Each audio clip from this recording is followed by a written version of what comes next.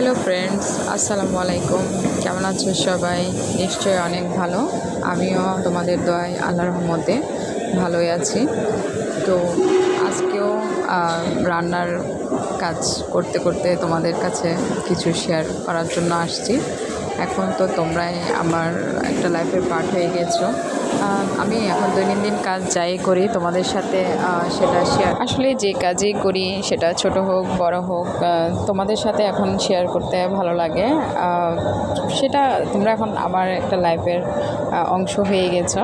তো তোমাদের সাথে সব কিছু শেয়ার করতে এখন ভালো লাগে। তোমরাও তোমাদের দৈনন্দিন লাইফের সব কিছু আমার সাথে শেয়ার করতে পারো, আমার ভালো লাগবে আর কি। আমরা যারা গৃহিণীরা রান্নাবান্না করি, সারাদিন বাসায় থাকি, তারা এখন খুবই অনেক সময় আনমনা থাকি, ফ্রি থাকি, যার জন্য এগুলা করলে আমাদের সময়টা একটু ভালো কাটে, ব্যস্ত সময় পার হয়ে যায়, যেটা আমরা একঘেয়েমি থাকে সেটা দূর হয়ে যায়।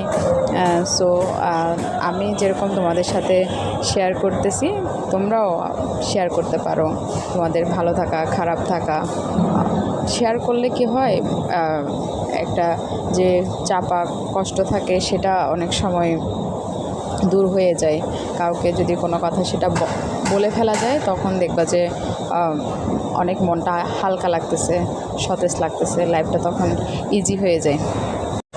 তো আজকেও তোমাদের সাথে বক করতে করতে একটা ছোটোখাটো রান্নার রেসিপি নিয়ে তোমাদের কাছে চলে আসলাম, এবং রান্না করতে করতে তোমাদের সাথে কিছু কথা বলতেছি, সেটা আমার ভালো লাগতেছে।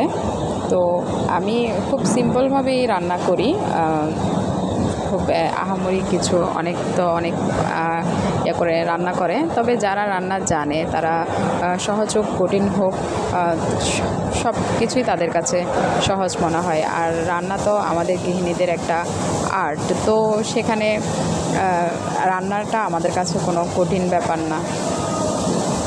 তো কে কী রান্না করছো সবাই একে অপরের সাথে শেয়ার করব, আমরা ভালো থাকবো,